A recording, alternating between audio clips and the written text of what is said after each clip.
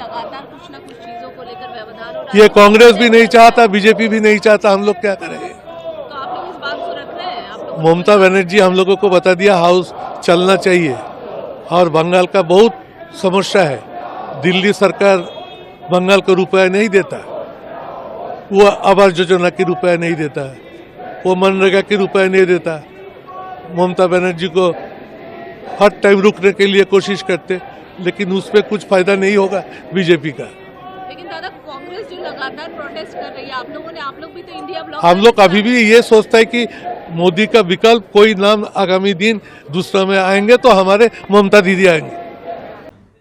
আমি অনেক আগেই বলেছিলাম বর্তমান যে বিজেপি সরকার, যে গঠবন্ধন এনডিএ সরকার আছে, সেই সরকার পুরো মেয়াদ চালাতে পারবে না। কারণ ওনারা প্রথম যখন 2014 ক্ষমতায় এসেছিলেন তখন ছিল 282, তারপরে যখন ক্ষমতায় এসেছিলেন 19-এ তখন ছিল 303, 224-এ এসছে 240। কাজেই চন্দ্রবাবু নাইডু এবং নীতিশ কুমার এই দুটো দলের সংখ্যা 28, এটা নিয়ে ওনার মেজরিটি দেখিয়েছেন। কখন যে ওনারা পাল্টে খাবে আর কখন যে ওনারা ক্ষমতাচ্যুত হবে, আমার নিজের স্থির বিশ্বাস খুব বেশি সময় যাবে না, যেটা এনডিএ বিরোধী জোটরা দিল্লির ক্ষমতায় বসবে। তখন মমতা বন্দ্যোপাধ্যায় তো একটা ইম্পর্টেন্ট পার্ট তার থাকবে। তো সব থেকে বেশি খুশি হব যেটা বাঙালি প্রধানমন্ত্রী হওয়ার অনেক সম্ভাবনা জ্যোতিবাবুর জন্য হয়েছিল, প্রণববাবুর জন্য হয়েছিল। জ্যোতিবাবুকে তার দল হতে দেয়নি, তখন জ্যোতিবাবু বলেছিলেন ঐতিহাসিক ভুল করলো তার দল। আর প্রণববাবু প্রধানমন্ত্রী হতে পারেননি, কিন্তু রাষ্ট্রপতি হতে পেরেছিলেন। আগামী দিনে মমতা বন্দ্যোপাধ্যায় যদি প্রধানমন্ত্রী হয়, একজন বাঙালি হিসাবে আমরা গর্বে আমাদের বুক ভরে যাবে, সেটার সম্ভাবনা উজ্জ্বল আগামী দিনে। চন্দ্রবাবু নাইডু বা এরা পাল্টি খেতে এবং আমি অঙ্ক কষেই বলছি, আগামী দিনে বিহারের নির্বাচন আসতে দিন, নীতিশবাবু পাল্টি খাবেই, তার নিজের গদি ধরে রাখার জন্য পাল্টি খাবে। ভয়ঙ্কর অভিযোগ করছেন, মানে এটা কি, মানে আপনার কাছে কি তথ্য আছে এরকম? আমার কাছে, আমি অঙ্ক কষেই কথা বলি, আমাকে অনেকেই অনেক কিছু আন্ডার এস্টিমেট করে, কিন্তু আমার 42 বছরের অভিজ্ঞতায় কখনো কখনো যেটা রাত্রেবেলায় শুয়ে মনে মনে চিন্তা করি, সেটা দেখি 10 মাসে 10 দিনে নাই 3 মাসে ফলপ্রসূ হয়ে যায়। এটা কি আইপ্যাক থেকে তথ্য হচ্ছে আপনার কাছে? কোনো প্যাকের বিষয় না, এটা আমার নিজের অভিজ্ঞতার কথা বলছি।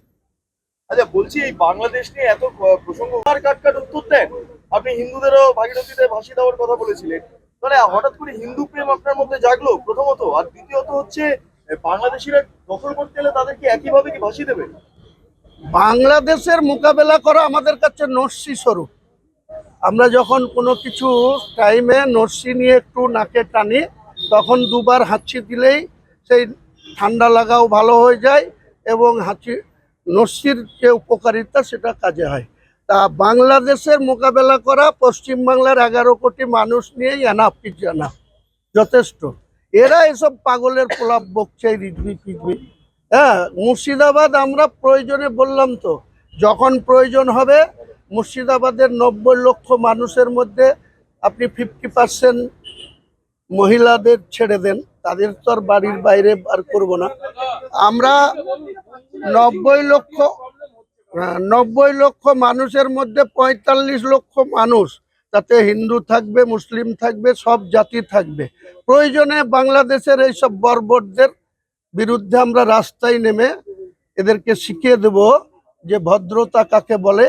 তোমরা অকৃতজ্ঞর মতো 1971 সালে ইন্দিরা গান্ধী ছিল বলে তোমরা বাংলাদেশের অস্তিত্ব পেয়েছো, আজকে তোমরা অকৃতজ্ঞর মতো শুধু ইন্ডিয়া বিরোধী।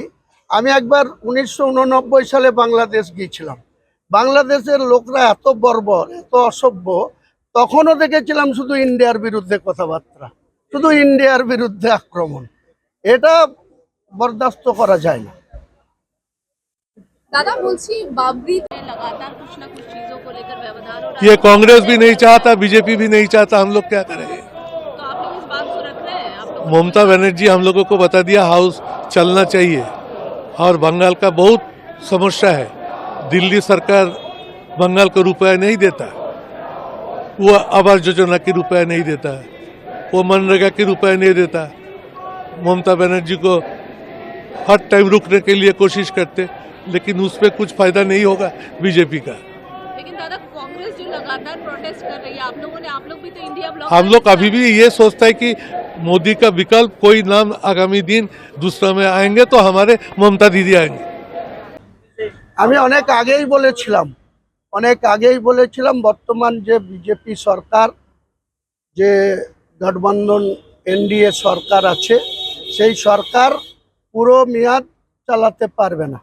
কারণ ওনারা প্রথম যখন 2014 ক্ষমতায় এসেছিলেন তখন ছিল 282, তারপরে যখন ক্ষমতায় এসেছিলেন 19-এ তখন ছিল 303, 224-এ এসছে 240।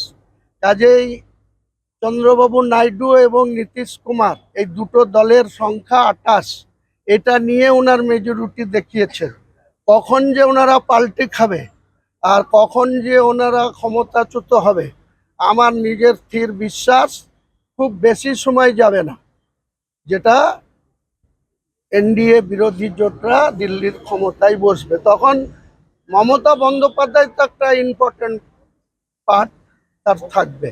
তো সব থেকে বেশি খুশি হব যেটা বাঙালি প্রধানমন্ত্রী হওয়ার অনেক সম্ভাবনা জ্যোতিবাবুর জন্য হয়েছিল, প্রণববাবুর জন্য হয়েছিল।